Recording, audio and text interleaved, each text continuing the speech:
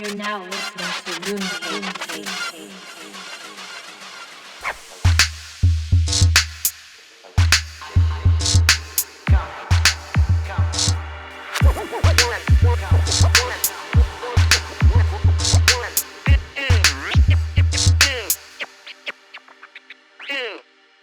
Hello, welcome listeners, viewers to Mooncakes podcast with Debbs and Liz, episode 14. Hey!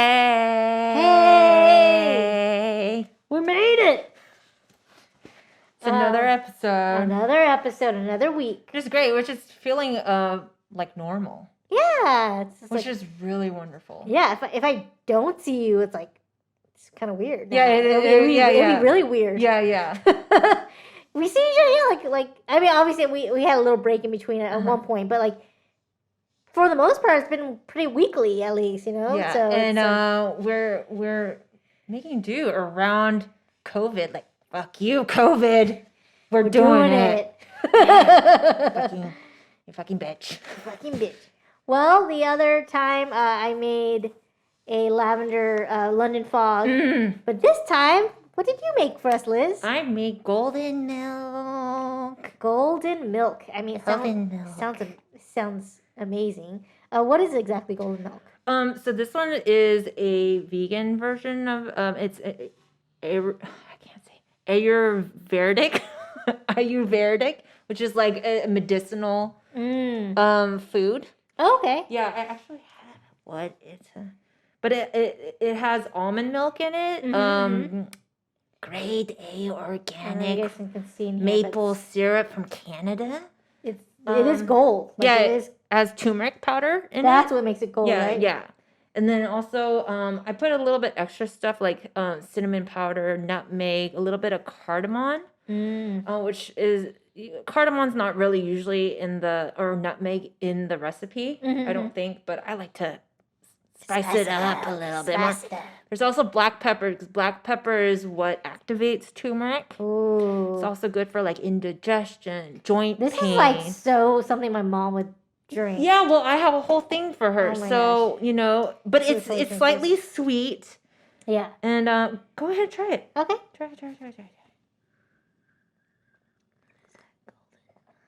Ooh, I taste that turmeric. Yeah, it's not like, too much, is it? No, it's not too much. It's like, but it reminds me a little bit of curry, like a little. Yeah, like, it's like sweet, the sweet curry. Yeah, curry milk. Yes, it's really.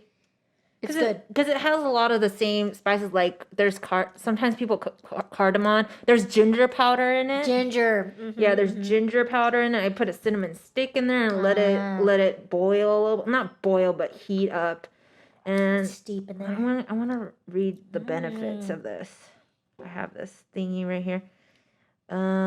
It's anti-inflammatory and antioxidant rich. And it's they say creamy, comforting, turmeric, ginger infused, slightly spicy, perfectly sweet, super healthy, and delicious.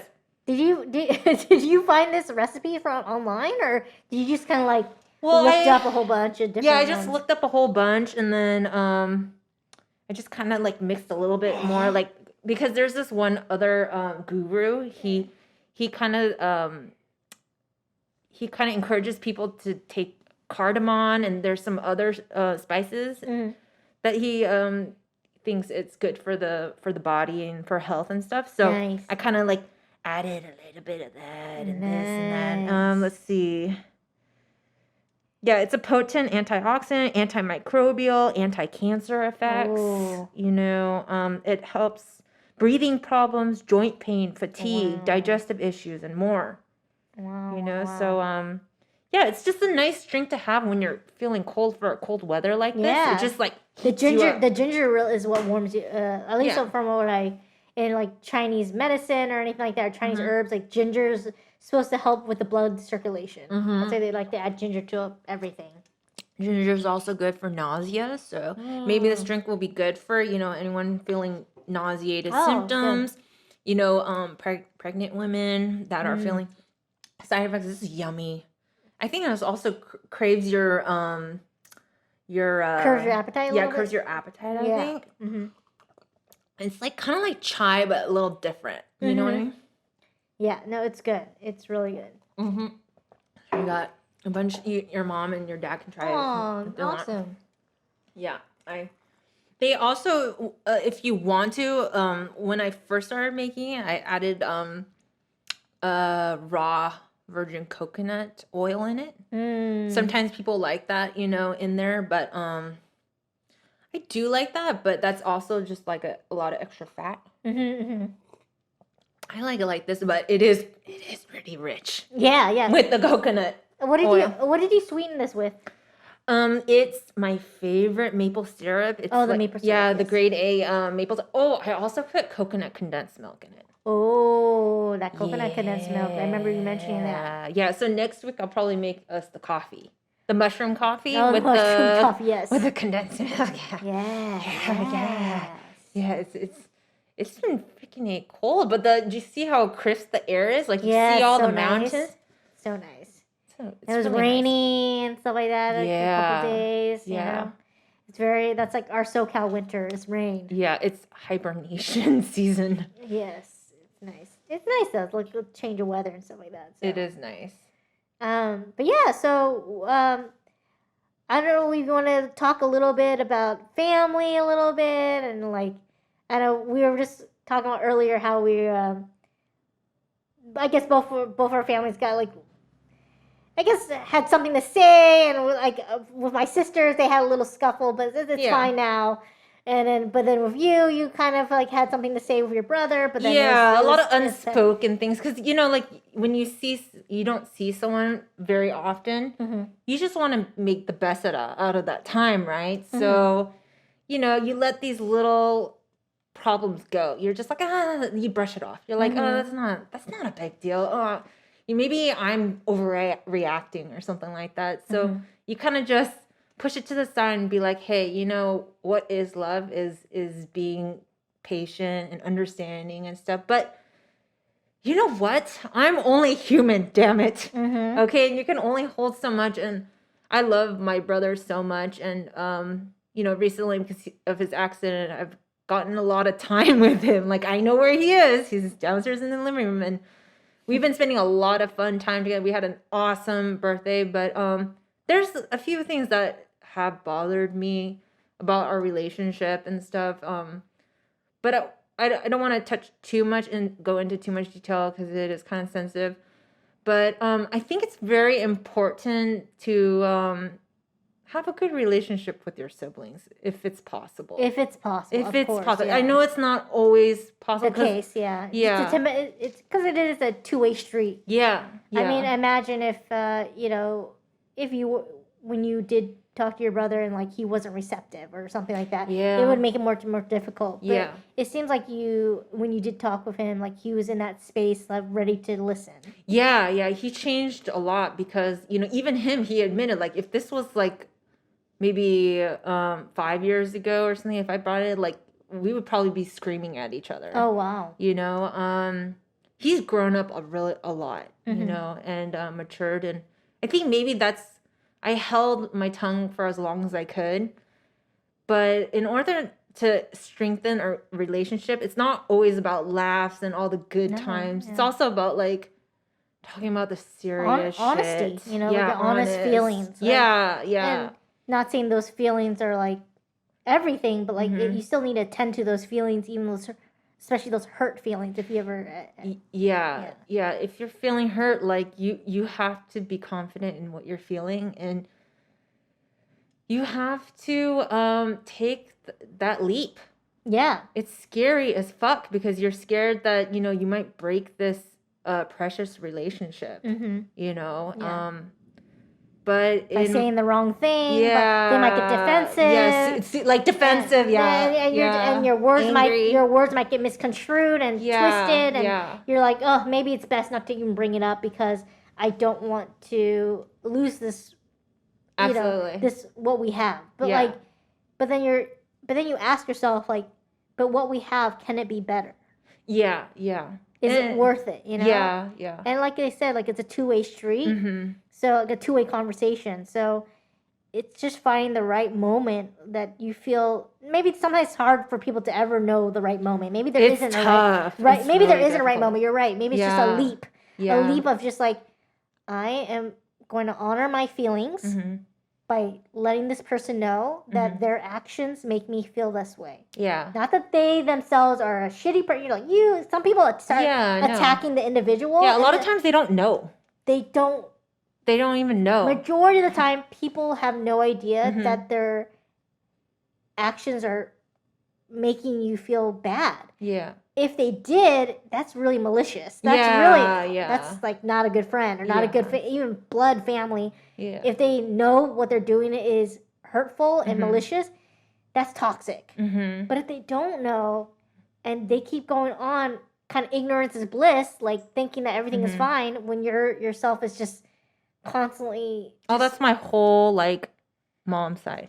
Yeah, just that's It's like being raised that way. Yeah, we were raised kept that it to way. yourself. Yeah. A lot of anxiety, PTSD comes from a family where you just don't talk about your feelings. Like you just don't. Asian family. Like you just like if there's a complication, you might yell like here and there, and then you'll just pretend like I told my brother, I was like, I took that feeling and I shoved it deep down, like a deep dark part of me, and pushed it into a crevice and just like try to pretend like it's not that. And I'm like, this is wrong. Yeah, because it wrong. could manifest or become something else. Yeah, and you end up taking out that on somebody else that's innocent or something. Yeah, maybe. and on your health too, and On your your mental health, health, your yes. physical health, and your mental health, and your spiritual health. Like I've actually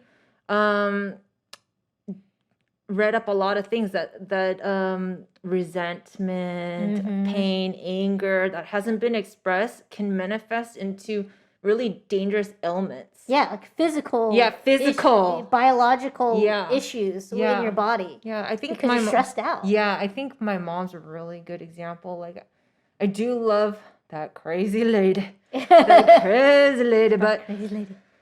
I've seen people work as hard as her, but my mom, she thought that by expressing more of her pain and not really resolving it, like actually talking to the people to resolve it, like to talk out and not even go to therapy, but just like talk about it and release that energy of pain and anger. I think it really manifested into something worse and more serious, like cancer.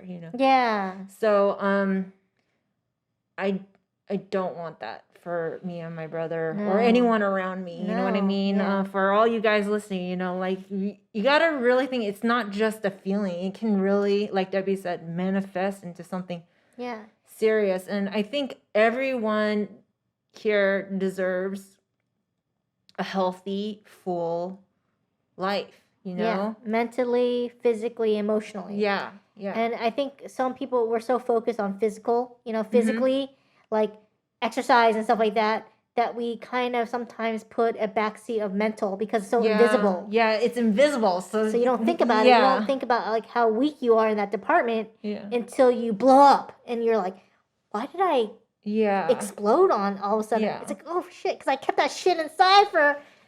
Yeah, you're and like I started resenting this person and to the ticking point time bomb. you're just like, fuck you, man. Yeah, and you're like, and the person's like, whoa, fuck me, fuck you. Yeah. And so it just gets really messy. And so it does get as soon as somebody does something that you feel like makes you uncomfortable or makes you sad or hurts you, you confront it right away. You confront it right away. So that person knows right away, as opposed to you holding it in and that person does it again, not knowing that the first, that they hurt you. They keep doing the same thing over and over again. So how are they ever going to learn? Yeah. How are they ever going to learn your boundaries? Yeah. Your boundaries or your wants and needs if you never voice them. Yeah. Because you are your own person. He is his own person. Even though you guys were raised in the same household, you're still two unique individuals. Yeah, we're still different. Yeah. Feelings, your own desires, your own needs and wants. So, what might be important to you might not be important to him, but he doesn't know that. Yeah, and also he's a guy too. He's a guy. Let's give that to You know, like, so, and me, I'm no like girly chick, you know. I can hang with the boys, you know. Yeah. Most of the time I do hang out with the boys, and you know, we're not all that girly either. No. Like, yes, we're chicks and stuff, Yeah. but we're not so like that girly, you know. So I tell him, like, dude, you know, I'm your dude, but I'm Yeah. not physiologically and chemically a man. Yeah. No. So like, Women have a higher emotional, well, let's say emotional IQ. yeah. That's what We didn't ask for we didn't say it. that. I'm just saying that's what I hear, And that's it's what true. we're just a couple years like a little like more mature in that department, because I think because a society has encouraged and kind of socialized us that for women that it's okay to express ourselves. It's okay to cry. It's okay to express emotions, which are healthy emotions. It feels so good to cry. Yeah, men don't get that luxury. They get told man up. Yeah, man suck it up. Yeah, suck it up. And Stuff like that. especially, like, you know, it's not entirely his fault either, because he didn't have a good upbringing all the time. You know what I mean? Like, there was a lot of things I wasn't there for him, you know, especially when I left abruptly, because I just couldn't breathe in my mother's house at that time. And I just, you know, I knew that I was leaving him, and just looking back, like, it was bad, you know. I wish I could have taken him out too, but I was barely surviving myself. You're trying to figure your own shit out. Yeah, I was trying to figure out my own shit. So like, and then also him having to live with my uncle and my aunt was not easy at all too. Like, to the point where, you know, he found other ways to escape, just like how I did, you know. So what I'm saying is, like, yeah, there are good times are good. I encourage that. That's so important. It's so great to make memories together, good memories, but also it's good to talk it out. Oh yeah. And understand your feelings and thoughts are valid. Okay? Like, what stopped me from expressing my feelings was I'm terrified of becoming like my aunts or my mom. I'm terrified. Like, so but I shouldn't be, because I am who I am. I am different from them. But the so much fear of trying not to be like them kept me and made me punish myself in a, like, weird way. Yeah. Like, I shouldn't say how I feel, because maybe it'll be it be construed like what they would say. Yeah, you know, or you're afraid about the other person's feelings more than your own. Yeah, that too. You're like, oh, what if I make them uncomfortable? Like, if I say the wrong thing. Like, am I being too emotional? Yeah, like, is it something wrong with me? Yeah, is something wrong with me? So like, maybe I'm the one that's wrong, because nobody else is saying anything. Yeah. So maybe I'm the one that needs to just, you know, I'm the one that has the problem. Yeah. You know? And you know, I've come to try to have these talks with my cousin, my auntie and uncle, my mom, my aunties, you know, try to be honest with them, and it totally backfired. Oh. To the point where, like, talk about one-way street, one-way conversation. Yeah. With certain people, you're just like, you just know it's just never gonna go anywhere. Oh yeah, it didn't go anywhere. So being conditioned from that a lot, but then also you know, talking on this podcast with you, and also many years with, you know, Joseph, and being able to freely say what I feel has helped me to have the courage to, like, you know, this is me and this is how I'm feeling. Yeah. And let's talk about it. Yeah, and that's a grown woman. You're not this child anymore that they see you. Yeah. This little girl that's like they've raised, and you know, like, we know better. We're the adults. We're the elders. Yeah. Like, you shut up. You shut up. Like, we you know just listen to the adult. Yeah, we know better. We're the adults, you know? But then as we get older, we're just like, actually, fuck. Like, I'm an adult. I'm grown. Yeah, yeah. And you hurt me. Yeah. You should know that. My feelings are valid too. Yeah. You know, your actions made me feel this way. And I know that's not an easy conversation to have, but It's, yeah. I can't keep going on like this Because if we do, like, I'm just going to resent you for that, you know? So, and I don't want that. You're being the bigger person. You're being the adult here by owning your feelings and setting those boundaries and telling them exactly what's on, emotionally exactly how you feel. Not trying to glaze over anything. Yeah. And that's like props, you know? But again, it only works with certain people because some people they will always see you as little Liz. Yeah. You're the younger, like I'm the elder. You know, like it's just that mentality is ingrained into our, like how dare you speak to me, you little one. You know, they'll always see you as they'll always be like somewhat like superior than you. So you can never be unfortunately even if you wanted to, you can never be frank and honest with them, and they will be receptive about that. And it's like because they don't want to have that talk with you. You're never gonna unlock that door and even like have a beautiful moment together. You know, because like me and my brother, like we got through it yesterday, and it's I'm really thankful that he was receptive. Yeah, and that it really takes the other person to listen and really be receptive. It takes that person to set aside their pride, set aside their ego, and be like, oh shit, I didn't know that I made you feel that way. It hurts to know that you hurt somebody. I think nobody wants that feeling, but nobody wants to. But at the same time, nobody wants to make that same. If they knew, majority of people would not want to keep doing that. Unless you're an evil dick. It's just like a bitch that's like doesn't give a fuck. Then that's on you, you know. But like, I think Liz, your heart is always in the right place, and so it's just being in the right place for yourself, and like being your own advocate, and just like speaking for yourself. Because if you don't do it, then who will, right? Yeah, no one will. Like nobody knows exactly.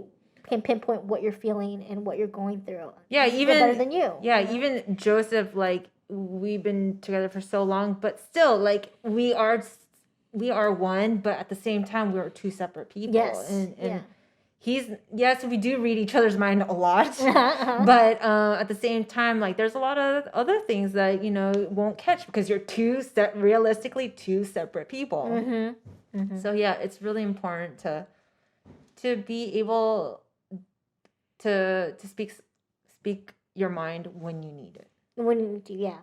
But again, it's just a good thing that your brother so thankful, was thankful. Ready to let's just kind of like prepare to like hear it. Like, all right, it was unload on me. It was really nerve-wracking, but we were able to solve it pretty quick. My mom walked in from she was like at work, and then she walked in and she was like pissed. She was like dogging us because she doesn't understand talks like that. Oh no, that's to all her, foreign to her. Yeah, to her that's like not allowed. Like it's funny. She's like, when in a Korean, she's like, when an adult is in here, when adult is present, you don't raise your voice. So it's like back to what you said, like very traditional. She doesn't understand that this is healing moment between her children. That's healthy. Yeah, it's healthy. So like healthy. They actually, your children actually love each other. That they're trying to work out something. They love each other so much that they're trying to get through this pile of shit that's just been piling. And finally, someone's like, "Hey, there's this pile of shit that's piling up. Let's address this. Let's clean this shit up. Let's talk about it and let's face it instead of ignoring it and letting it pile up even more. You know, and that's to me is grown. That's an adult thing to do. But for Asians and stuff like that, it's so tough. Maybe later generations. Yeah. If this generation has children and you're able to take this philosophy into the next generation, I think families would be so much closer and happier. Not saying that there are Asian families that don't communicate. There are families that do that, and I'm so happy for them. But majority wise, this is the reality of it. This is how you just don't talk about things out to the point there's a solution. It's always what the adult says, and that's the final word. It's like the Empress has spoken. Shit like that. And I think I get the whole respect your elders thing to an Oh, yeah, extent. definitely. I get that. We've been ingrained in it. Yeah. But there comes a point where, as an elder, as the adult, as the grown person, you have to look at this younger person as an adult at one point. Mm-hmm. They're, you know, like we're in our 30s, you know, so Yeah. we're not babies anymore. No. And validate their feelings. Yeah. If you're, even though you're a child, but grown child, as an adult Yeah. now, grown adult child, is hurting, is saying something, don't shut them down. Don't say like, no, I know better. You know, like, no, you don't know better, because what you did in the past has hurt them. Mm-hmm. And now they're letting you know so that you do know better Yeah. in the future. Yeah. But if you constantly, you know, talk down condescendingly to your child that's an adult, or to anybody that's younger than you because you think you have the authority, Mm-hmm. you don't have the authority on everyone's feelings. You don't know how everybody's feeling and what they're going through. Mm-hmm. You need to respect where the other person is coming from. Yeah, that's just control. It's It's a power play. It totally is. And when you show but your nobody wins. nobody wins. It's very like, it's like, okay, let's see, when the parent dies, it's kind of, I feel like there's always like an emptiness, a part of the relationship that never bloomed. You know what I mean? Like yes, I'm caring for my mom and I'm trying to have as much time, and I do appreciate when she's laughing with us and enjoying, but our relationship is only going to go so far. You know what I mean? So it is kind of sad in a way, and I think the most important thing is to continuously grow in the relationship. Yes. Like, everyone should try to grow with the times, you know, become a little bit wiser, a little bit kinder, a little more empathetic. Yes. You know, you can't just stunt your growth. Yeah, I think the sad part is sometimes, I think a lot of times actually, the growth, people's mentally, like emotionally, their growth stops. Mm-hmm. And it's only till they reach the end of their life, they're on their deathbed, literally, do they finally realize, what the fuck what was I doing this whole time? That's a good point. You're a good point, because every time... Why did I do that? Why did I say that? Why did I...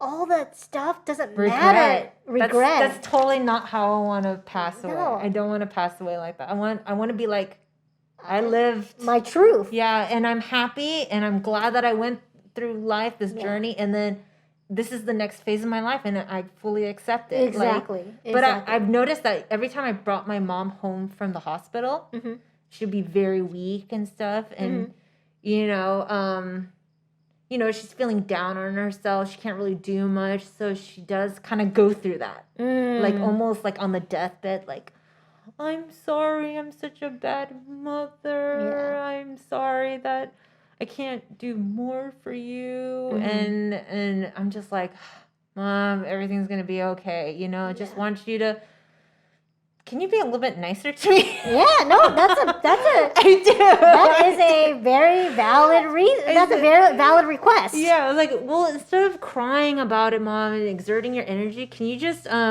be like more chill when you're better? You know, like, you know, it just would be nice if, you know, you wouldn't get so upset with me all the time. You know, like the time that you guys have, which is really precious. Yeah. Why waste that time on anger or upset or just blowing up on little things? And like, just harness your emotions a little bit, because like me and my brother were both talking, like, this is the woman that we call mother, is that she'll throw the good time out the window if she, like, we're having a good time, and all of a sudden if you say something wrong, it'll completely switch. That's like walking not like eggshells or something. Yeah, like, oh, you know, it's not thinking like, you know what, I don't really get that much good times with my kids. Yeah. I'm just going to, like, you know, let it go, because this is like precious time. We don't really get to do this much, you know. There's no that thinking. It's just like on or off. And And it is freaky. Like, that's our mom. Even though she can be cool at times, and I do appreciate that she's trying to do her best and everything, but like it's in her bones. Yeah, she's like to a Korean be this certain person. And, Korean volcano, dude. Yeah, Like, that's tough. It That is is really tough. It is very strange. But at least, I live with my husband. He gets a little bit, but I'm like, Joshua, please come by and take a little bit of the pressure off of us once in a while, please. Just I know. once in a while. It really. I mean, it's. You've shouldered a lot, Liz. Like, you really have. And he has too. I admit, he has too. All those years that we weren't around, he was alone with that woman. Yeah, that's true. But that's true. yeah, I'm trying to pick up the slack. Yeah, and you are. You really are, and it's just, I'm glad that you are just doing your best to be authentically you and just being honest, at least with your brother and whoever you feel like can be receptive to your feelings and how you feel. And that's awesome. That's growth. I think that shows a lot of growth for you, and it just shows, like, I don't know, it just can't get better than that, when you are able to be yourself, and the person that wronged you, maybe unintentionally, is receptive and like understands and talks with you through it, and you're like, wow, like, we just grew. It's a beautiful thing. Like, I know it sounds cheesy, but it really truly is a beautiful thing. And you feel really happy. Like, I slept really well. It's like this release of pressure. Of course it's invisible, but like, you just feel it. Yeah. You're able to concentrate on things a lot better. So it's nice. My brother's a sweetheart. Like, I came in, I rushed in, like, and I do my goofy walks and stuff. I do like a hunchback, like a Notre Dame walk and stuff. And I want to close the window, and he was just like, Liz, you look really nice today. Aww. He's like, you're all dolled up. Like, where are you going? I'm like, I'm going to mooncakes, fool. He's like, yeah, you look really nice. And it was just, I don't have to ask him to do that and stuff, but it was just, of course, Joseph always tells me I'm beautiful, but but here for your brother, it's sweet. It's sweet. No, your brother's always sweet. I wish him a happy birthday through Instagram, because I just saw him like post on a story. So I just like messaged him like, oh, happy birthday, Josh. That's really sweet. And he just wrote back like, thanks, Debbs. He says something along the lines like, when my legs get better, I hope to see you. It's like, aww. I'm good. And I'm like, yeah, man, I'm glad you're alive, man. When my legs get better, that's really funny. I hope to see you. I'm like, and I just wrote back like, yeah, man. Like, I'm glad you're. Because we're all supposed to go smooth recovery. We're also going to go-kart racing. Yeah, we're still gonna go kart. So I'm gonna double check if that doesn't expire. That's what we're gonna do. I'm just like, geez, Josh, right when I get these tickets, good work. Like breaking your stupid leg. I have a smooth recovery, Josh. Yeah, I have a smooth recovery, and I do love you very much, bro. You do. So I mean, you want to say anything about the scuffle? No, I don't want to go into. But you just basically want to just say, like, just sisters, just they just have sisters their little. Are tough. We all have our scuffles and stuff like that, and it just both my sisters are kind of more on the dominant side. Like, they're both very strong women, and so strong women, they sometimes have disagreements, so it happens, and it's just no one's perfect or anything, and I mean I've had my share of fights with them too in the past, but and I witnessed some of them. Yes, you witnessed some of them, but for the most part, I tend to stay out of the firing range smart. and just very smart kind of go with it, but also because I think because of being bipolar and having mental health issues, for it's been over 10 years now. It's like it's been the great thing about it, because there's obviously a lot of horrible things about it, right? But the great thing about it is that I've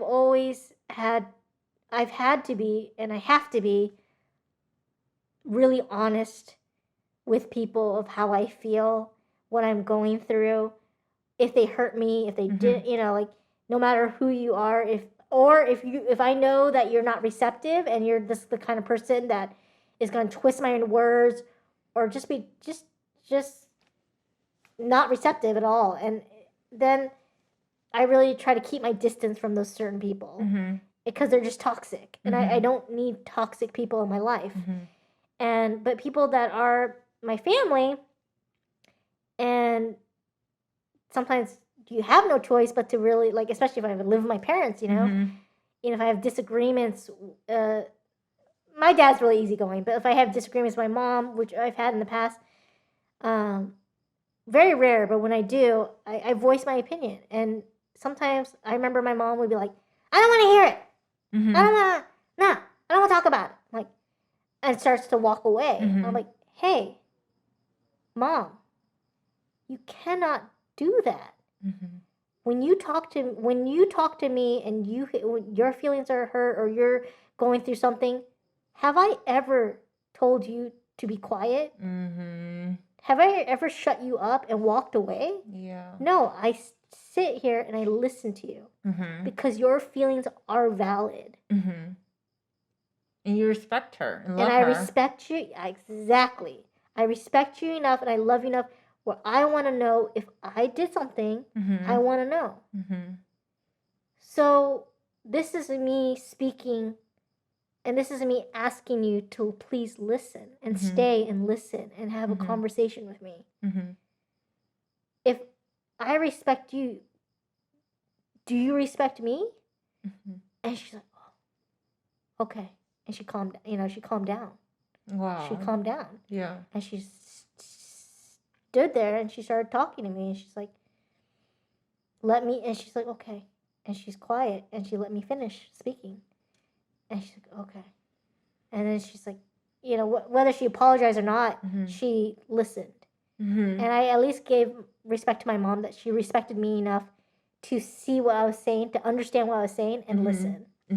So it was, again, like, I have to be honest with my feelings, whether that's, even if it's painful to tell my mom or my dad or my sisters or anything like that. If you hurt me, oh my gosh. If you're a stranger, I could care less because it's like, you say things like, they say, fuck you, bitch. Like, it's fine. Have a nice day. But if it's my family or someone that I respect and love very dearly, it hurts. And they say something that hurts me. Yeah. Wow. Yeah. That really hurts me. And it's really hard for me to hide. You probably can't concentrate on anything because that's how I am. I can't concentrate on anything. I will actually, if it's from someone that I really truly love and care about, and they say something that unintentionally hurts me, and it really hurts me, then I cry. It hurts so much because it's from someone I love so much and I respect them. And so I just remember, and this is, my sister, like, just, she obviously didn't mean to do this. She didn't want me to cry or anything, and she didn't meant for that. But, like, I remember her saying something along the lines of, like, this is when she means well. This is my sister. And she means really well. And she basically says something along the lines of, like, you don't want to live with mom and dad forever. Don't you want to get out of here and move out? Like, you don't want to live here forever. Like, kind of and again, she just sees me like her, like, moving out and have a relationship, like do going her at thing, her pace, going out doing her thing. And so it really when she said it, it hurt me. It hurt me so much because it started speaking to my negative self-worth and thinking, oh, I'm a piece of shit. Oh, I'm a like, piece of what shit. am I doing here? I'm doing She's here. right. I'm living at home with my parents. Oh my gosh, like I'm such a burden to my parents, and like I'm tearing up right now even thinking about it. But like, this is my darkest like thing, like of just being a burden to my parents when they should be having a good time and everything and a good life and everything, you know. And so my negative self-talk just comes over, and so by her saying that, it just felt like it confirmed those negative thoughts, and I knew she didn't mean it that way, but it just came at that, and so I started crying. I'm like, you think I want it, this is how I imagine my life? Yeah. You think I want this like this? And I started just tearing. And she's like, whoa! And right away she apologized. She didn't know she was going too deep. She didn't realize it was going deep, but I cannot hide it anymore. Yeah.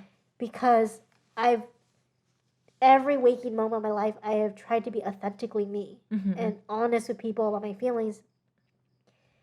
That when it's from a loved one, it's someone I love and respect, and they say something like that, it cuts like a knife, and it really hurts. And of course, she immediately apologized. She had no, she didn't realize I was saying that. And, I just remember just trying to keep it cool and stuff like that. And I'm like, oh, it's fine. It's fine. Like, I know you didn't mean that. She's like, I'm really sorry. And, it just stuck with me. It was hard for me to forget, but I totally forgave her and everything like that. But it's just stuck with me because that's just my negative self-talk about my mental health. And then my dad noticed. My sister left and everything, but my dad noticed I was like a little off. And he's like, yeah. And so I told him what she said, and it's like, and of course I tear up again. I'm bawling. I'm like. Like I just feel like a burden, and like and I just and my dad's like, don't say that. My dad's like, don't ever say that. You're not a burden, Debbie. Oh my gosh, he's like, you're not a burden. He's like, and this is where it gets kind of sad, but like my dad is diagnosed with Parkinson's. So it's not bad at this point. It's just shaky, a little bit of shake on his hands. But, he said, I don't know how many more years I have left. That we're like, I have 5 years maybe until it really takes over. He's like, you're not a burden. He's like, you're gonna have to help me. Yeah. And I was like. And so I was like, oh my gosh. And then I just realized, like, that negative self-talk and everything it's not real. But if I never cry, if I never show my emotions, if I kept it inside, I would believe those dark thoughts. I would truly believe them and just be resentful towards my sister, resentful towards just like, oh, fuck that. But, but because I cried, because I showed emotion, because I'm willing to be vulnerable, people, it's like people know right away, oh, fuck, I fucked up. Yeah. This person's crying. Oh, my God. Like, not saying I cry at every waking moment. But sometimes they need to see it. Yes, to see they it. They can't know what you're thinking or feeling if you don't show expression. Yeah, and so, but I love my sister so much that... That's why it hurt so much when she said those things, and I wasn't expecting that to happen. Yeah. But it happened, and so, but she immediately apologized, and it's fine, it's totally fine. But it's like, it just shows you how important it is.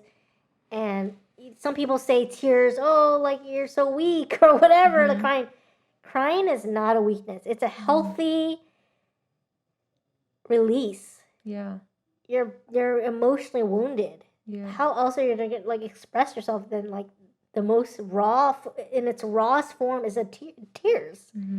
So I couldn't help it. So yeah, that was like a lesson, kind of a lesson learned of just as horrible it is to live with a mental illness and to feel these negative thoughts about myself, it has really taught. I've always been a pretty good communicator, but I have been that much more in sync with how I feel and how I want others to know how I feel. You're connected with your emotions. Yes. And you have the freedom to express how you're feeling. Like with a lot of people, and for me, I had to tear so many layers. Yes. That's difficult. And I feel like yeah. a lot of people, they don't tear down those walls because they're so encased in them. You know what I mean? Yes. But yeah, it's definitely not a weakness.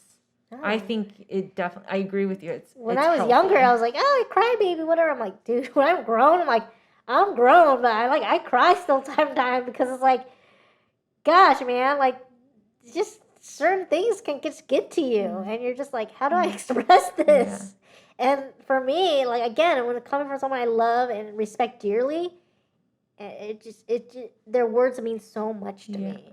And that's why, again, my love language is language, is communicating, that verbal. So when I hear those negative things or anything that might be negative, it just feeds into my negative self-talk, which is always going on in the background, which I mentioned in the past podcasts. But yeah, I'm so much better and so much more in tune with my emotion because of my mental illness. Because I have to be. Because if I'm not on top of it, I'm just gonna go back to the hospital. I'm gonna have another mental breakdown. Yeah. I'm just, so I'm just that much more like sensitive, So, and that's okay. That's just how I'm built. So I've learned to just accept that. Like, I just care so much about how people feel. I want them to feel comfortable. I want them to be happy. Well, you also want your loved ones to be proud of you. Yes. And see you prosper. Yes. I don't want them to worry about me. Yeah. I don't want them to worry about me. That's the last thing I want. So, yeah, I'm just trying to no matter how many times I get knocked down, I just try to find a way to get back up and just try to continue. Because the world keeps spinning. The sun keeps rising, and I just have to rise with it, instead of just staying knocked down. But still honor the times when I want to lay down and when I want to rest, and be okay with that too. So yeah. But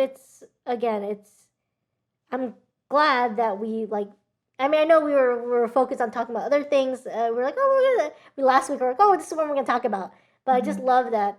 We stumble upon this because this is such an important thing to learn. Yeah. This stuff is not, you don't get, no one teaches you this stuff. No. To be in tune with your emotion, to have an effective communication about your feelings and everything. It's all about going around it and being passive aggressive and holding it in, don't cause any trouble, and you're younger, or you're a child, your feelings aren't valid, or but as you become an adult, you're just like, I'm not a child anymore, and it still hurts. So why does it still hurt? Well, you see why so many kids act out. It's because my mom, she's never been taught to express her feelings, and now as growing up, there was a lot of microaggressions. Yeah. And that affects everyone around her and her affects everything around her. Yeah. But it's not entirely her. I'm trying to be empathetic and understand that when she shoots, her poison or her toxins at us, or when she attacks, it's because, like my brother says, she's like a child. It's like a child throwing a tantrum. And I feel like there's a lot of imbalance in this world is because we're not, this has not been a major focus in talks, teaching children how to express themselves, because once you express yourself, you're releasing that energy.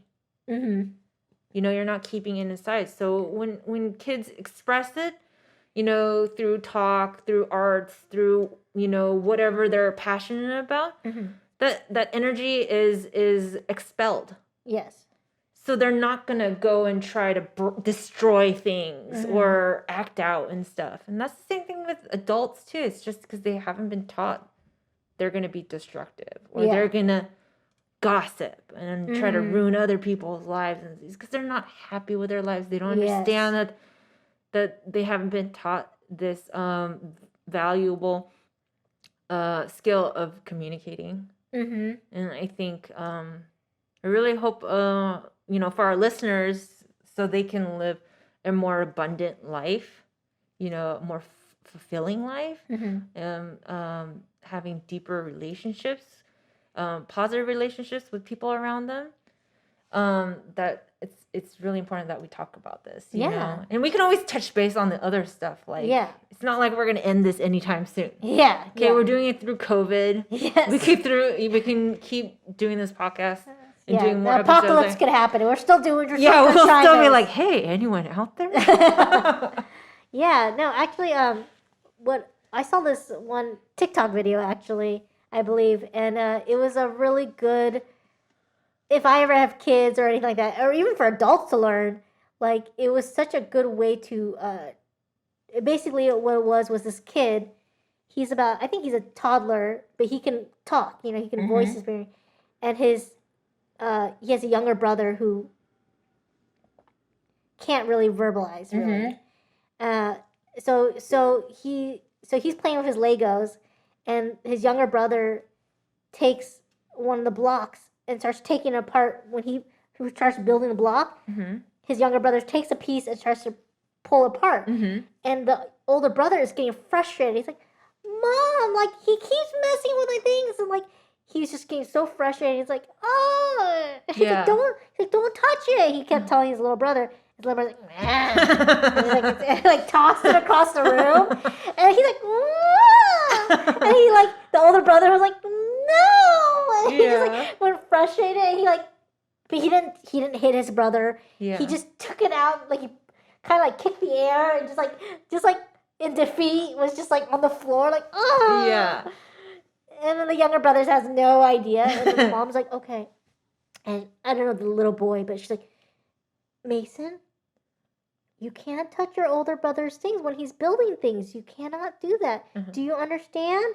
And he's like, ah. He's like, kind of like, but she distinctly says this all in front of the older brother.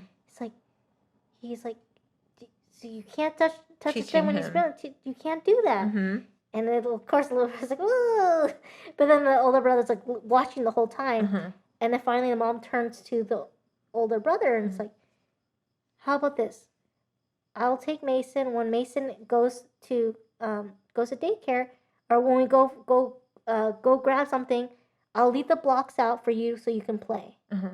So that way Mason won't bother you and break your things while you play. And then the little boy, the older brother, like, he's like, thanks, Mom. And he, like, just goes up to her and hugs her. And she's like, aw, because the mom validated his feelings. She didn't say, he doesn't know any better. Just, it's your little brother. He doesn't know any better. Get over it. She could have had that tone, that kind of idea. Well, but she validated it. It would have, if she said it like that, it would be directing her annoyance, her anger, and it would have taught that kid to be also annoyed and angry as well. And angry, yes. And also that his feelings aren't that valid. Is not valid. Oh, my younger brother, because he's too little, like, he doesn't know any better. I have to put up with him breaking my things, which is not cool. That also, like, when the parent, if they were to negatively reinforce that act, I think that's where a lot of the older kids feel like they're not loved as much. And that's where, like, the whole complex happens. Like, my parents don't love me as much as they do my younger brother. And then that's where a lot of shit happens. Yes. Right there. But that is a beautiful thing. Like, I'm really glad that it's put on TikTok, because there are a lot of people on TikTok. And, younger people, parents and, kids that will soon be parents. Yes. They see that and they learn from that. I was like, that's brilliant. Like, it seems so, like, of course, that's... Like, why are you talking to a little child like that? But it's but to do it in front of the older brother, so he's witnessed it. She's trying to reason with him. he's kind of not getting it, but it's kind of trying to, Yeah. but he doesn't get it. But she's like, okay, all right, when me and Mason leave, then you can, here's and reasoning with him, saying like, I understand your frustration. Mm-hmm. Let's find a solution. Yeah. Here's the solution. Yeah. Because your feelings are valid, and it's not cool that your little brother is breaking apart your thing. Yeah. So it was such a great teaching moment. And I was like, that's such great parenting. Yeah. That's so healthy. Yeah. that's so healthy. Yeah, it's not like everyone has to use extra energy to get angry at each other, yell at each other, and like nothing gets solved. Or, someone's feelings will get hurt. That, and then from that negative childhood, it's going to roll into bigger shit. Yeah, adulthood. It's going to be harder. It's going to be harder. Like, I love Joseph, and it's amazing the way he turned out, and it has a lot to do, crazy as it is, to do like with caring and feeling and all that stuff. It comes from TV and movies. Like, he just learned it through the screen. Yeah. It is really amazing when your child, when you as a parent can teach that to your child. Yeah. Yeah. Not just from a screen. Not from a but screen. But it's crazy that he turned out the way he did, because he had a violent environment. A really violent and scary environment where, you had to be, right when you step out of your house, you're not safe. Mm-hmm. Like, people will verbally attack you. A lot of shit went down. So, like... yeah, pretty much. Yeah. I mean, to be frank, a lot of shit went down. But also, like, when he gets really... He's much better now. But, like, when we first started going out and when things got difficult, it was just yelling. Because he was never taught how to, like... grasp that energy, that emotion, and find a solution. Yeah, find a productive way of communicating. Because maybe growing up, people, the loudest person, the most angriest person, got their point across. It was survival. It was like survival in the wild. You know what I mean? The louder you are, you're gonna survive that way. Mm-hmm.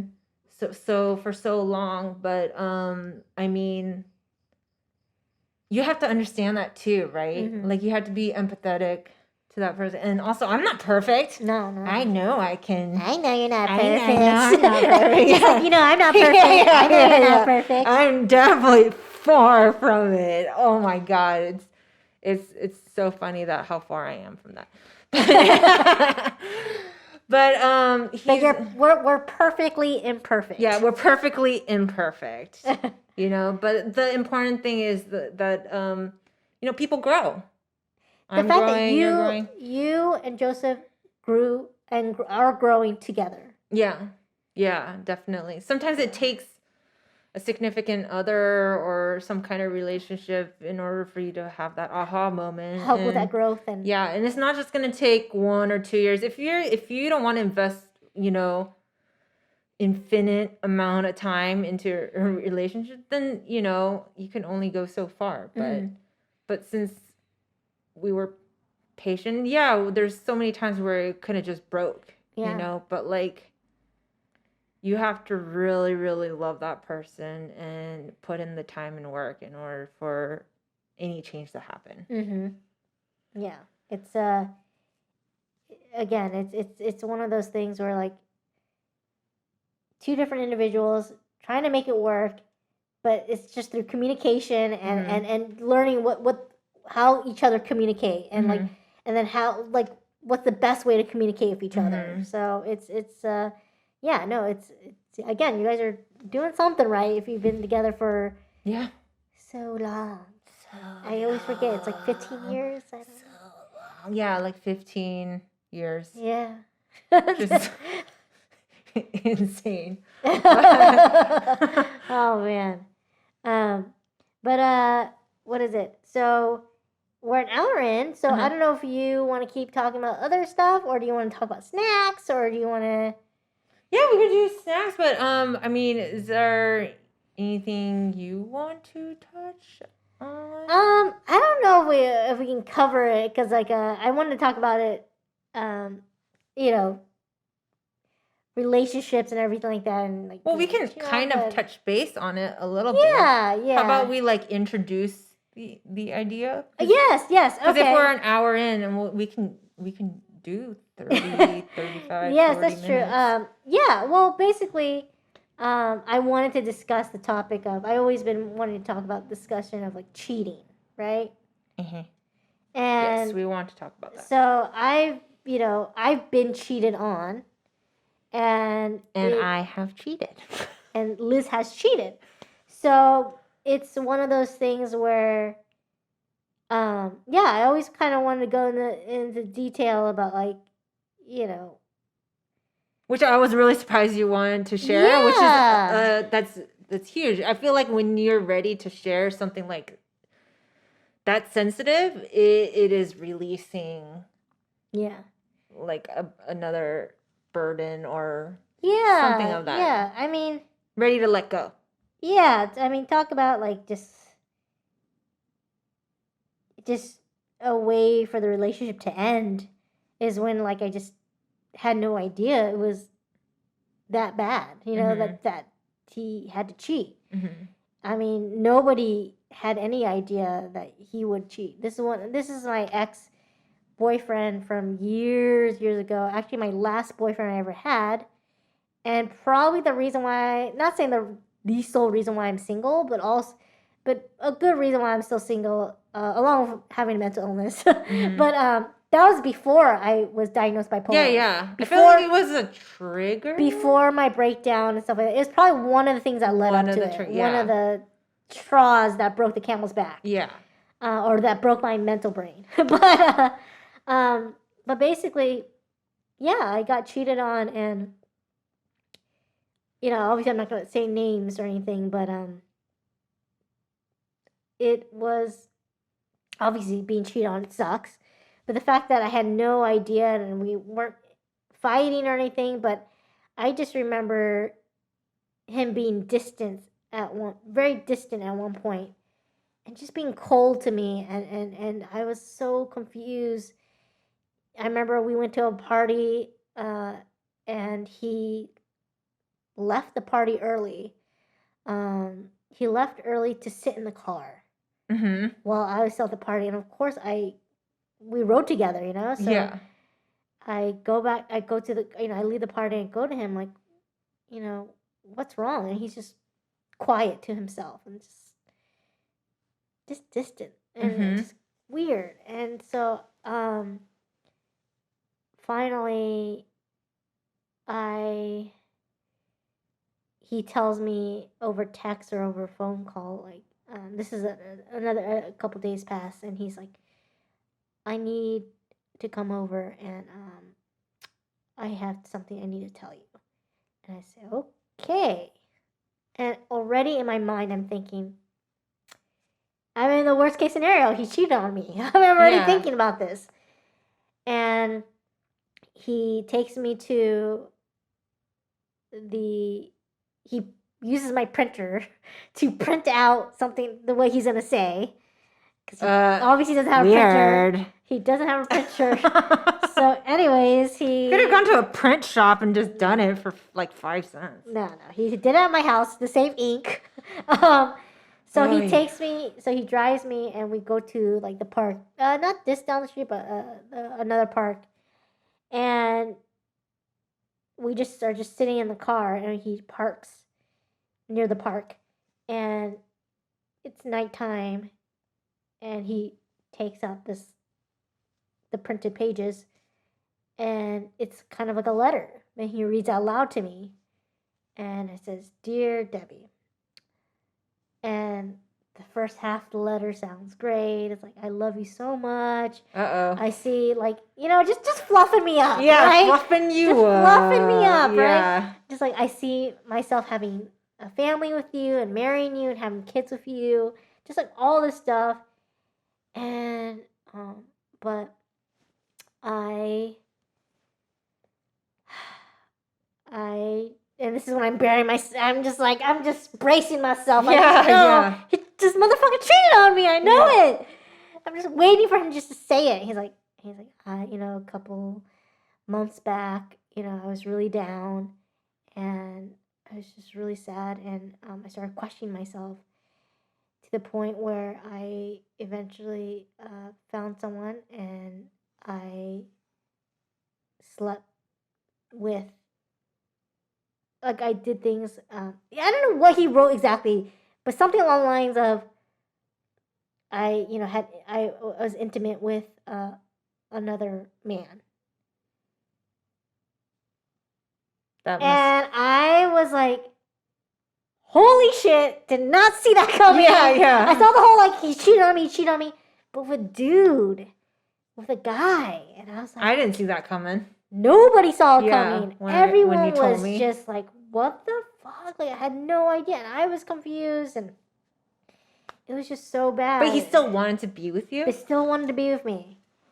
And he's like, I know, you, might, I just asked you for, I know you probably can't forgive me. And, he ends the letter of, but again, I love you so much. And I just, I promise you, if you forgive me, I will never do this again.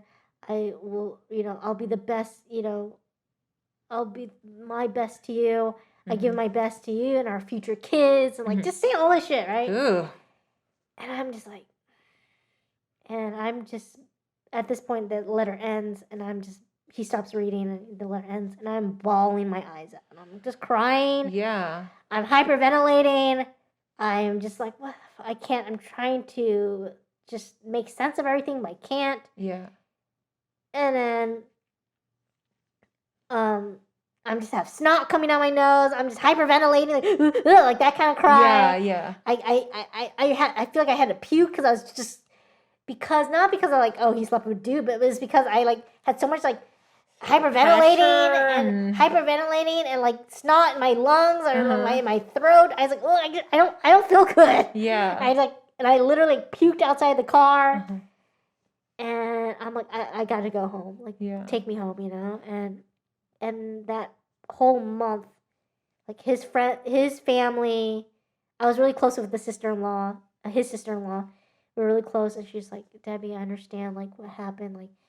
He told us about it beforehand, and we all told him that he needs to tell you because and I think the only reason why he told me is because he started to get, they call it phantom symptoms. He started to feel chilly and aches and stuff like that. And he was afraid that he might have contracted an STD or HIV. So he went to go get checked, and he was cleared. But the nurse told him, hey, if you have a significant other or a partner that you slept with, they need to get checked out too. Because just because you're clear, maybe you're just... Oh, really? Just because you're clear doesn't mean that they're clear. Really? So they could be a carrier? Yeah, they could just be a carrier. So they won't contract disease themselves, but they're a carrier. They can be a carrier. That's a possibility. Oh, I didn't know that. I thought they had to have it in order to... No, she's like, she needs to get checked too, just to make sure that she doesn't have it. Oh. And check for everything else too. Yeah. And so he was like, oh my gosh, guilt. Yeah. Seeing hi. Yeah. And now he'd be like, hi, how's it going? Love you, honey. Love you. And him looking at me oh my God, did I give her HIV? And then he started to feel anytime I coughed or anything like that, he started thinking oh my God, do you looking back on it, do you remember before he told you when you did cough and stuff, he was over No, concerned? I never or at least he hid the fact that I was just oblivious to it all. Whoa. And so anyways, that whole month he sent me flowers, sent me cards and stuff like that. And the sister-in-law told me hey, I completely understand if you don't want to be with him, but if you do decide to get back with him and forgive him and everything, in order for the relationship, I know for the relationship to work out or to even work out or last, you have to truly forgive him. You can't just hold it over his head and stuff like that. Like she's like, I'm like, yeah, I told you, you're totally right. You're totally right. And so I remember talking to him and saying like, hey, like, you know, actually, the letter, right after he read the letter, I think I was at that night, or maybe right after the letter, I was like, or maybe I chilled out for a little bit, and I texted him or something like, you know, are you into guys? Like, do you want to be a man or bi or whatever? Like, I don't know. Like, you just have to be honest with me, and like, because if you are into guys, like, I will support that. You know, like, we can't obviously be together, but I will support that. It's like, no, like, I'm not into guys at all. Like, we didn't even go all the way. We just like stopped at one point, and I just couldn't go through with it. I'm like, okay. So, long story short, I forgave him, and then I think 6 months later, I knew something was off again, and I felt something off, and he was like, just distant and cold again, and I just had a bad feeling. And it was Valentine's Day, and I remember him saying, like, we've made plans for me to come over to his place and him to cook dinner. We would cook dinner together and just hang out, you know, just really low key. But I felt off. I woke up that day feeling really off. Me and Donald got our nails done, whatever. But I just felt off that day. And I was like maybe an hour late. And I was still at my house. And I just like, no desire to go. I just didn't feel it. I just felt something was off. And then he called me. He's like, hey, are you on your way? Like, what's going on? I'm like, are we cool? Like, is everything okay? He's like, well, what do you mean? I'm like, you just seem really distant these past couple days, and I just feel like something's a little off. And then that's when he started crying and started like, his voice started breaking a little bit. He's like, hey, you know, like, I was like, and then he shared with me like a really dark, I'm not going to say it, but a really dark childhood secret.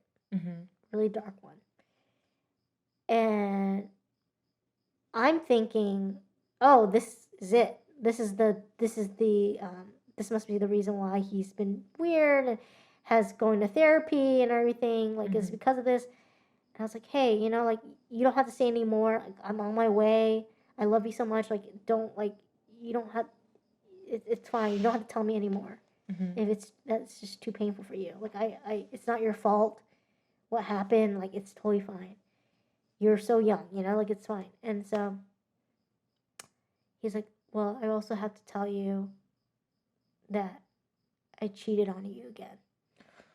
Whoa. And I was like, and you said this is 6 months after? About 6 months, yeah, or something. Maybe 4 months. Yeah. 4 to 6 months.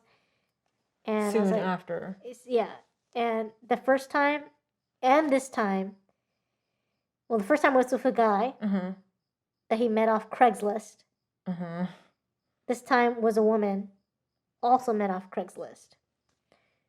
Strangers off of Craigslist. Yeah. So I'm like,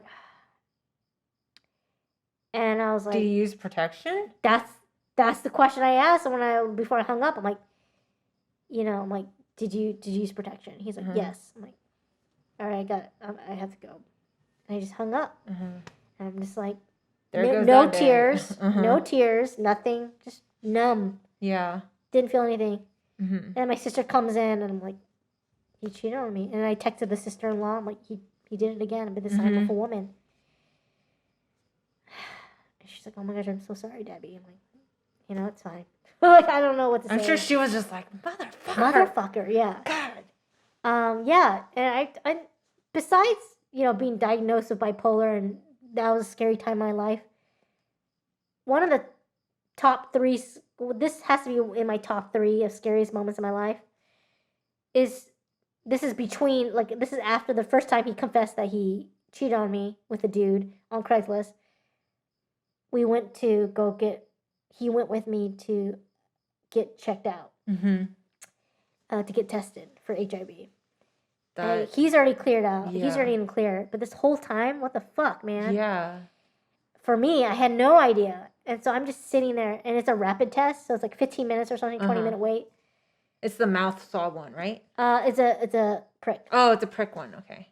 And so I remember going into the nurse's office by myself. Like he was in the waiting room with me, but when the nurse asked me to come, it was just me. I came in, and she's like, "Okay, what are you in here for today?" and stuff. And I told her, and I said, "What happened?" And I started crying. I'm like, she's like, "Yeah, you didn't use protection." I'm like, "No, I didn't." And she didn't make me feel shitty or anything. Yeah. She's just like looked at me with like sadness too. You know, just kind of like, because she probably she's seen people's life change right in front of her eyes. You know what I mean? Like, So I was just like, I trusted him, and I just I had no idea, and that's why I'm here, to get tested for HIV and stuff. She's like, okay, she's just, I cried even, and just this is tough. But the scariest 15 fucking minutes of my life is just waiting for the test result. And I'm just sitting next to him, and I'm just couldn't even look at him. I'm just what do I tell my family if it's it's positive and stuff like that? What the fuck do I do? And so, luckily, it was negative. But I was like, oh, just the amount of stress, because I've done that too, where I had to go get rapid tested, and I feel like it puts a couple years on you. Oh my gosh, it's just the worst feeling in the world, just waiting. Because you feel shitty, when you meet the appointment, you have to wait for the appointment, or when you go in, you have to wait, and then you're just like, my life is going to change after this because, of this. Yes. HIV, if I test positive for HIV, it's how am I going to tell my family? How am I going to tell my family? How am I going to live my life? Luckily, these days, we've come so far in science and medicine that a lot of people HIV positive can live a healthy, but it's still a lot to take care of, still a lot to take care of. So, so anyways, that was the scariest, probably one of the scariest moments of my life. Is just because you love and trusted this person so much, and the fact that I might get HIV for loving someone, for trusting someone, it was the scariest thing ever. Luckily that didn't happen and everything. So that was just being cheated on, and been single ever since. And I mean, that's traumatizing. It was, and it's very traumatizing. It just sucked because shortly after, not too long after that, I got my first manic episode. And then I got diagnosed as bipolar. I can see how all that stress would trigger, because obviously no one prepares you for something like that. No. For something crazy like that. Yeah. So and it was an intense amount of pressure and stress. Yeah. Also, your trust was broken. Yeah. There's just a lot of factors. A lot of stuff going on. It wasn't just him. There's other factors that was going on in my life, but that didn't help. No, it didn't. It did not help. And so, because you're supposed to feel safe in your relationship. So, I already felt shitty enough, being cheated on, your self-esteem is shit. But then also being diagnosed as bipolar, also to shit. Yeah. So you're like, fuck, is anything gonna go right? It's just, everything is shitty. So that was, when my, I've only had 2 boyfriends.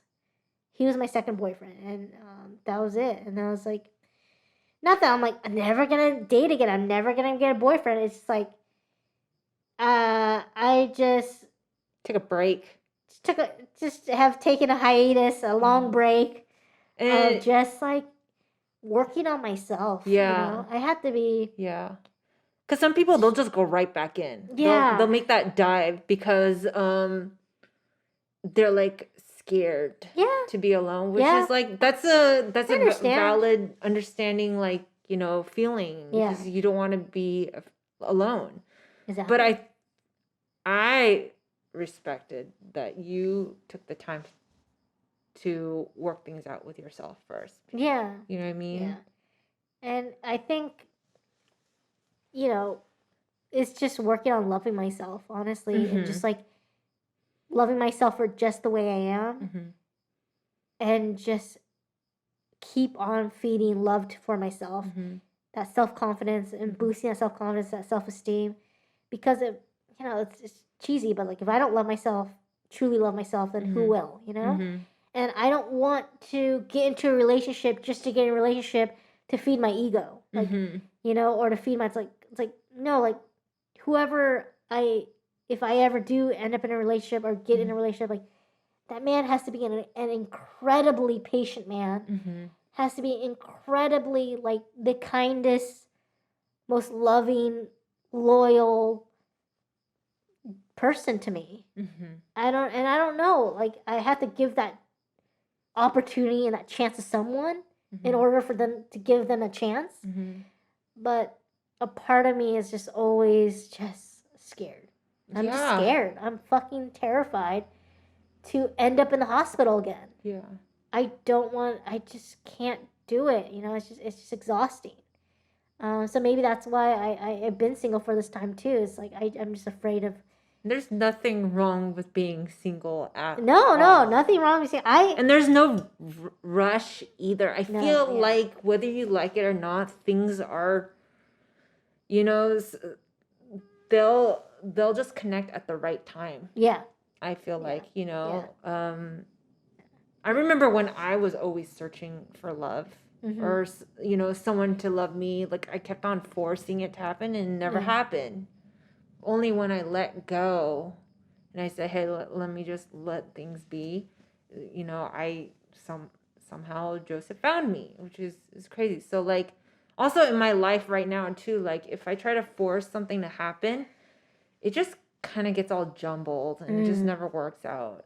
I feel like, you know, like you're saying, you're taking the time for yourself. Yeah, and like, loving yourself, because a lot of arguments happen because I did not fully, and I'm still working on loving myself, but like a lot of the reasons me and Joseph argued is because I didn't love myself or respect myself enough. And that's really, I think that's really responsible and loving that you're taking the time to care for yourself, love and finding respect for yourself.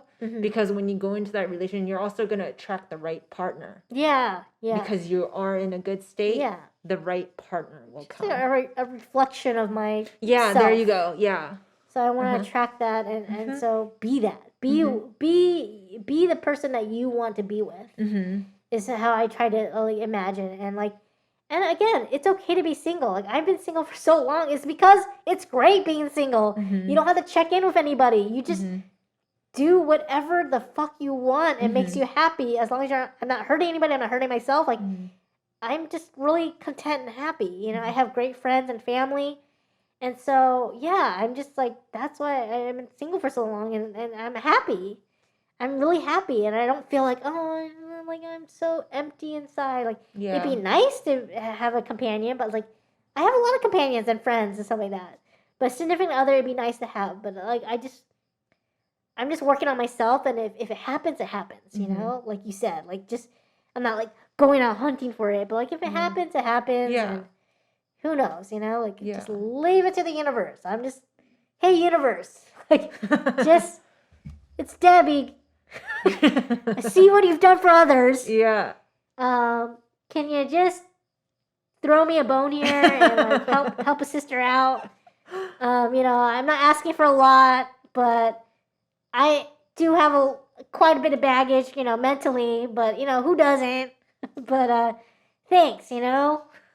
We're really appreciative if you send one my way. So we'll see what happens. But yeah, so I'm just at that point in my life where I've been cheated on, and I totally completely forgive my ex, you know, like I forgave him immediately. Like I'm not the type to hold grudges. I'm just like, I'm just too tired. It does take a lot of energy to have a grudge against someone. Like your whole world will be obsessed about that. Yeah. You know, it's to hold that grudge, and it's not fun, and it's exhausting, And it takes a toll on you. Yeah. So So it was really big of you to just go and just forgive him. Yeah, I mean, I know he has his own demons and he was going through his own depression and everything. He just wasn't happy with it. He wasn't happy with himself. Mm-hmm. He was not happy with himself, his situation, his life. And yeah, so of course that affects every other part of other parts of your life too. Mm-hmm. So that really showed me like, shit, I really need to be happy with myself and love myself if I want to attract the guy that, so I can see those red flags in the guy and be like, Yes, yo, absolutely. Before you take the plunge. I'm not going to do that shit again. Yeah, I've seen this. Yeah. I know this. You're not happy with yourself. I'm not your, hey buddy, I'm not your key to happiness. Yeah. I'm not something. Well, can you imagine if you built a whole life with him, and had the kids and children? I mean, of course you would love your children no matter what, you know? But having the house, all your finances tied, and then that happening? Yeah. Like... No, I can't. That would have been even crazier. I'm so glad that didn't happen. Yeah. So it could have been a lot worse. But yeah, I just realized, you know, I'm a good person, you know? Yeah. I deserve to be loved and I'm confident. No, I'm really confident. I'm confident that the right person will come. And you know what? It's awesome that you can name the qualities you want in that person. Yeah. You know, some people are like, he has to be nice and I'm not asking like a checklist. No, it's not a checklist. He's got to check. But these are things that are compatible for you. For me, exactly. And you're able to identify them. Yeah. You know, before going further and you know, investing time and emotion into an individual. Yeah, exactly. So I mean, I definitely have like a idea of what I'm attracted to, but I don't think I'll ever really know if that guy is the guy until until I meet the person in the flesh, if that person exists for me, you know? But I think there's someone that exists for everyone. I really think so too. Yeah, I think so too. And you just like haven't come across them until that you're like, whoa, this person exists. Like, I can't believe you actually like, you know, I'm not perfect, you're not perfect, but together we're perfectly imperfect together. So it's like it's you know, I can only hope that, you know, I get that, I have that feeling, and I'm hopeful too. So we'll see. Yeah, you know, we'll see. But again, let it unfold. I'm single and I'm okay with that. Yeah, yeah. You seem very happy, like you feel solid to me. I mean, Liz has seen and been through it all. Yeah, there's times where I admit, like there's times where I was scared because I didn't know what bipolar was and didn't know what manic was. Like it was scary. It was really scary, and I really felt that like Debbie wasn't gonna come back, or there's a big possibility that you weren't gonna come back. Yeah, but from all the years, from your phases of different treatments and stuff, you know, prescriptions and stuff, medication you've been taking, like I just I really want to celebrate how you are right now. Is that you truly are taking this time to love yourself, respect yourself, you know, let your environment like just be calm. Yes. And that's hard to do because we all know that, you know, wherever you are, even if you're like in the countryside, like life can feel very sped up. It's really perspective. Yeah. It's perspective. And that's what's changing my perspective, changing the way I view things and the way I let things affect me is what really like helped me calm down and just like not have anxiety anymore. Yeah. Not be anxious, not lose sleep and everything. Like just like, and it's also just me being just myself and being honest with myself, communicating my feelings, just doing all that along with, you know, taking the right medication, of course, is important and getting enough sleep. But that can only help for so long and it can only help so much. But I really feel like I have to admit, like this podcast has been a tremendous way, like such a great way for me to like just it's just therapeutic. It's just like just to be honest and just let out things I haven't let out before, or share things and just it's just been really good. I'm glad that like you had this idea to do this podcast, because like it's not saying this should replace therapy, because therapy is its own thing. Yeah. But like just talking with Definitely. you about it and talking through it out, it's like it really helps me process things and just in retrospect and look at things and look back at things and be like, like. I guess it also it shows how much you've grown to be able to take these sensitive, memories and bring them up and talk them, because talking about it brings it one step back into reality, you know? And, as you're telling me these memories, of course, you're playing the scenarios in your head, your scenes in your head, as you're explaining, how you felt at these, not so great moments. It shows a lot of growth that you're able to calmly talk about it. That's huge. Where I know there's times where, I've shared some things that I went crazy. Like, I'd be so restless, feeling so much anxiety and suppression. You know what I mean? Like, it would hurt badly, but for you to bring these up and just be at peace with it and share it, it shows so much strength and how far you've come.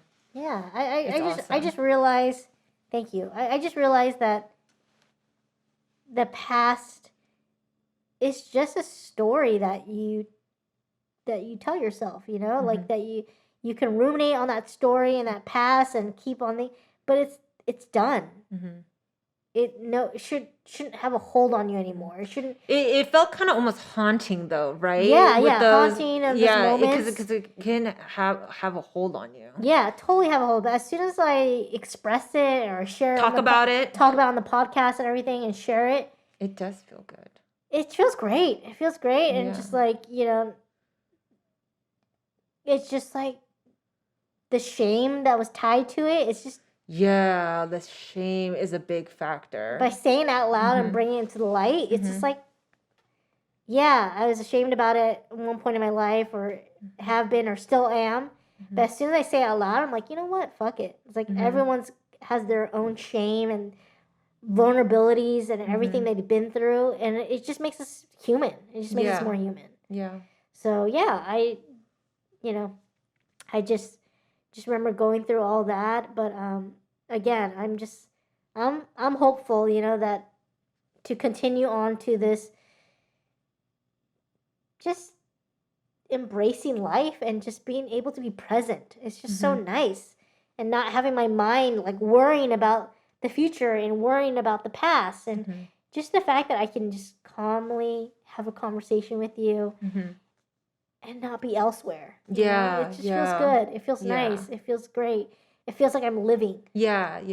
Before I felt like I was just surviving. I was just trying to like, how am I gonna get by? How am I gonna do this? How am I gonna? I'm such a burden. All this negative self-talk and everything, negative scenarios. But I'm like, fuck, it does not help. It is draining. It is draining. So, I'm hopeful, and I'm just trying to just stay positive, but.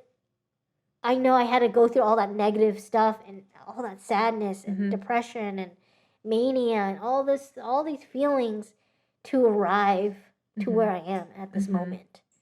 And that's just honoring myself and honoring my past, but honoring the present too, and just realizing this is what really matters the most. Do you feel like you're, being bipolar, do you think it's kind of like also a catalyst for you to dive in deeper than you would have? Oh yeah. Oh totally. Let's say you never had it. Do you feel like you would been like more cruising at the top of the surface of life? Gosh. That you would have any do you think you would have any reason to dive in as you would? Honestly, the thing about mental illness and bipolar is that it really forces you to look at every nook and cranny and dark corners of your mind, and your humanity, and just like your identity and everything, and just go through it. And it's just like, yeah, I had to go through all that to really understand who I am and what I'm going through, and just to be a better human being. And honestly, yeah, if I didn't have bipolar, if I didn't have this mental illness, not saying I'd be a shitty person or anything or better. No, I don't but think I don't know. I feel like I lived so many lives. Like many lifetimes I've lived in such a short period. Yeah. And I'm glad that I have this clarity and this understanding now at age, 33, than me on my deathbed and just being like, oh, and now I get it. Like, no, I get it now. I get it. Because you were on the edge. Oh, I always on the. Still, who knows? I may be on, close to the edge now. I have no idea. I don't know. I don't know what's gonna happen. But I just know that because I've been off the deep end and drowning in it, people thinking I won't return and won't come back from it, and the fact that I survived that, my darkest moment, my darkest depth of my mental state, and survived, and I'm back mentally. I mean, it's like the only the description I can say, it's like it's compared to almost like you died. You died and like you came back to life. It's like that's what it feels like, because you're so out of touch with this reality, this world, when you're having this mental breakdown or in your mind, and it's like you're the Debbie that people know and love isn't there anymore. It was like almost like you were replaced by someone that looked like you but wasn't you. Exactly. And you were like prisoned somewhere, or like thrown into a different dimension or something. Yes, that's what it felt like. Yeah. It totally felt like but that. you could see I could see happening. I could see, but I couldn't do anything about it. Yeah, you couldn't say the things that you would usually The say. logical Debbie, it was like watching a movie. It's like watching my body do things and say things like, oh, right. Like, I can't stop her, so she's just going to do and say all this crazy shit. It's like, I cannot stop my mind.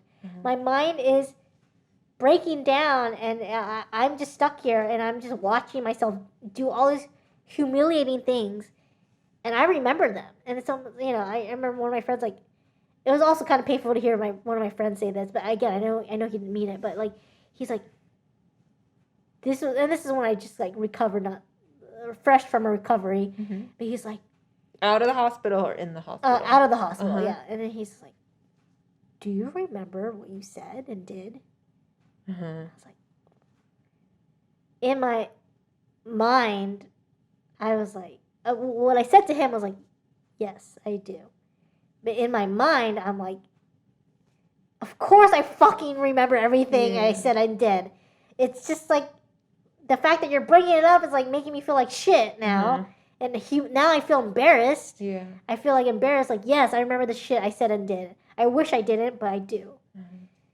And so it was like, it was really painful for me to hear him say that, because it's like, just made me feel like a freak. Yeah. Like, do you remember what you said and did? Like, fuck, that was not the right thing to say to someone that just recovered from the hospital. Because he's also he was trying to understand, shocked, like what happened, and he was trying to grasp and understand, process it. So he just asked like just harmless question to him that he thought, but to me it like, oh, I felt like such an idiot. I felt like such a fool. And so so that happened, but that happened. It all happened. But anyways, I want to talk about the other side of the coin, but I want you to have your freedom to say as well. We'll say to be continued. To be continued. And we are awesome. Our episode's done. And thank you guys so much for tuning in and listening. I felt like I talked a lot this episode, but thank you so much. No, it was good that I want to hear it. I want, because you telling me at that moment and you telling me that it's more insightful now. Yeah.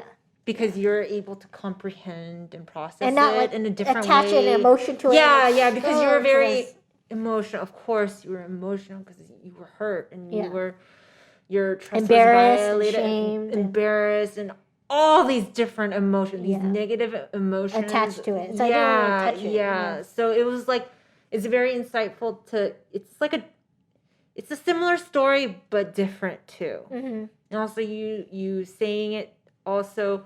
Like, I feel a sense of, I think you're very courageous to share it. Oh, thanks, Liz.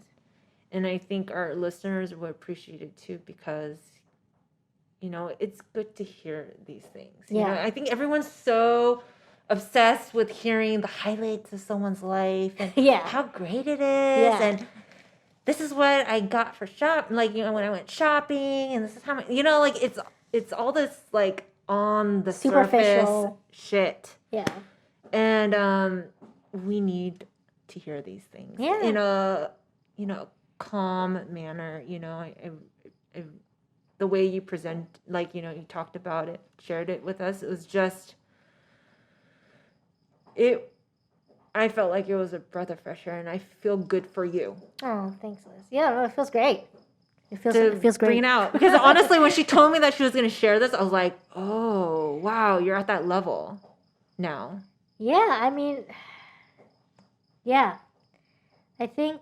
These are very personal stuff. These are very personal things, yes. Very personal things. But I feel like since I've been so honest from the get-go, from the day one of doing this podcast, it just... I have less and less shame tied to these memories. They're just memories. They're just the past. And I just have less shame attached to it and less negative emotions attached to it. So I can see it from a third party kind of view, from a third person kind of view, and just be like, okay, like this is how I'm analyzing it. This is how I'm processing it. Do you think maybe let's say a year after that happened, maybe a couple of years after that happened, do you think you would, at that moment, did you ever think that this would be possible? No. That's crazy. She didn't think it was possible. No, I never at all, and never thought I would reach this clarity. Never thought I would reach this sense of peace. Sense of peace with myself. Inner peace, You thought that was lost. I thought that was lost. I thought I would just continually just hate myself internally and just always hate myself. Again, that voice is still there. Yeah. But I'm believing it less and less. Yeah. And I'm believing more about what the world is telling me, which is, Debbie, we love you. Don't hurt yourself. Don't you ever leave us. We love you just the way you are. Even if you have bipolar, we still love you. And that's what I feel. I feel like this sense. And if people never know about my struggle or anything, they just think I have this perfect life and this perfect everything. Like, no, man, I fucking worked hard to get to where I'm at. Yeah. And it probably encourages people, listening, whoever you are, if you're going through your own shit and you see that it connects us all. Totally does. Even though we might be not even in the same state or country, or you're on the other side of the world, it just shows like, hey, you need to work at it. Don't give up. Don't give up. Just keep working. Just one step at a time. And look, she thought that at one point in her life, it was impossible to get here. Like, I don't think you ever thought about sharing it on a podcast. No. Maybe sharing it with friends and stuff at this. But you took a couple steps further and shared it on this podcast. Yeah. So others can learn from it. Yeah, hopefully. To give them encouragement to keep going. Exactly. This is real life, people. This is just this is my life, and shit happens. Shit happens, and I still love myself just the way I am.